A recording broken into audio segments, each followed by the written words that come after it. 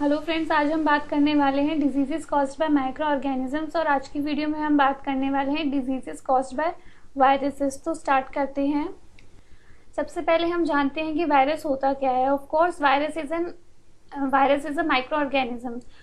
तो जो वायरस होता है उसके पास खुद का राइबोसोम नहीं होता और राइबोसोम नहीं होने की वजह से वो खुद के प्रोटीन नहीं बना पाता।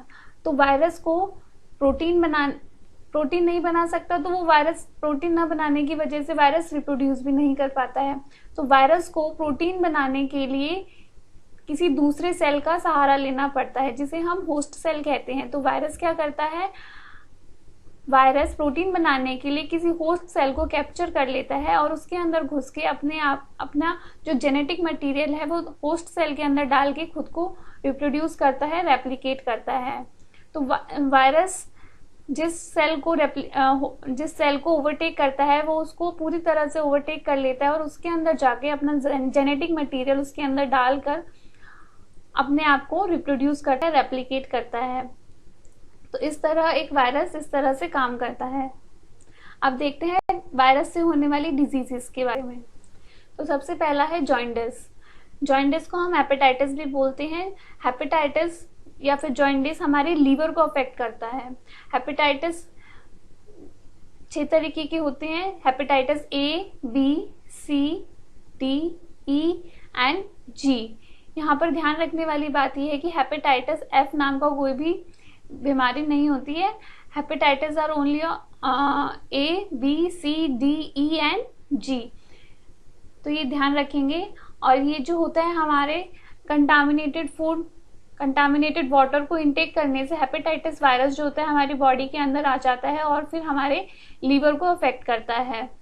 तो इसके सिम्टम्स हैं जैसे तेज बुखार आना, हेडेक होना, जॉइंट्स में पेन होना, loss of appetite, dark yellow urination होना या फिर बॉडी पे रैशेस, इरिटेटिंग रैशेस होना। तो ये सभी जॉइंटिस के सिम्टम्स हैं। इससे कैसे बचा जा सकता है, हमें इससे हेपेटाइटिस बचने के लिए क्लोरीनेटेड वाटर, बॉइल्ड वाटर और ओजोनाइज्ड वाटर का यूज करना चाहिए। हमारे घर के आसपास, हमारे आसपास प्रॉपर साफ सफाई का ध्यान रखना चाहिए। और third and most important is हमें हेपेटाइटिस बी वैक्सीन को लेना चाहिए। हेपेटाइटिस बी वैक्सीन लगने के बाद में हमें हेपेटाइटिस होने के चांसेस बहुत कम होते हैं। Next is rabies. रेबीज को हम हाइड्रोफोबिया के नाम से भी जानते हैं। हाइड्रोफोबिया मीन्स, हाइड्रो मीन्स पानी और फोबिया मीन्स डर। इसे जिस इंसान को रेबीज होता है उसे पानी से डर लगने लग जाता है। तो रेबीज कैसे होता है, रेबिड मैमल के काटने से जो रेबीज का वायरस होता है वो हमारे अंदर घुस जाता है और हमें अफेक्ट करता है। Rabies virus is present in the saliva of the infected animal. तो इसके सिम्टम्स होते हैं जैसे कि बहुत तेज सर में दर्द होना, बहुत तेज बुखार होना, painful contraction of muscles of throat and chest और गले की मसल का बहुत ज्यादा पेनफुल कॉन्ट्रैक्शन होता है।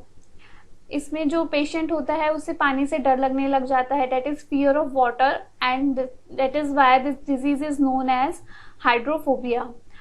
इसका बेस्ट ट्रीटमेंट है कि हमें रेबीज की वैक्सीन लगवानी चाहिए, जिससे रेबीज हमारे अंदर कोई नुकसान नहीं पहुंचा सके हमें। और इस वैक्सीन को देने वाले लुइस पैस्चर हैं, इसीलिए इसे पैस्चर ट्रीटमेंट भी कहा जाता है। Third one is AIDS. AIDS की फुल फॉर्म है acquired immune deficiency syndrome. It is caused by retrovirus, ARNA virus, और इस वायरस का नाम है ह्यूमन इम्यून डेफिशिएंसी वायरस, जिसे हम HIV के नाम से जानते हैं। HIV वायरस हमारे WBCs को अटैक करता है और हमारे डिफेंस मैकेनिज्म को बहुत ही वीक कर देता है, बहुत कमजोर बना देता है, जिससे हमारे बॉडी के अंदर डिजीजेस से लड़ने की क्षमता बहुत कम हो जाती है। इसके सिम्टम्स होते हैं स्वलन लिम्फ नोड्स, बहुत तेज रेगुलर फीवर रहना, स्वेटिंग होना, ब्रेन का कम काम करना, ये सब इसके एड्स के सिम्टम्स होते हैं। अब एड्स फैलता कैसे है? एड्स इन्फेक्टेड पर्सन से अनइन्फेक्टेड पर्सन में फैल सकता है, जैसे कि इन्फेक्टेड पर्सन का ब्लड अनइन्फेक्टेड पर्सन के अनइन्फेक्टेड पर्सन को चढ़े या फिर इन्फेक्टेड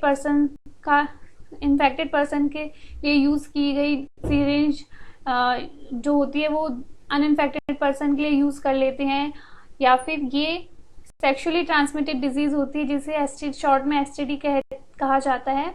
तो ये सेक्सुअली भी ट्रांसमिटेड होती है। नेक्स्ट इज पोलियो और पोलियोमाइलिटिस।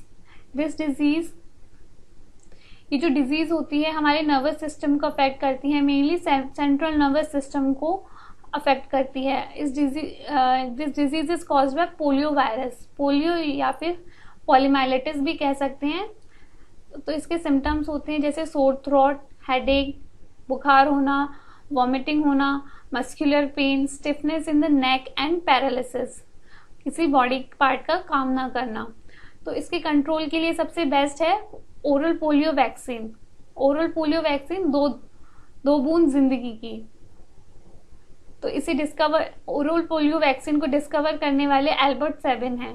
एल्बर्ट सेबिन का नाम याद रखना चाहिए हमें, क्योंकि ये पेपर में बहुत बार पूछा भी जा सकता है और पूछा भी गया है।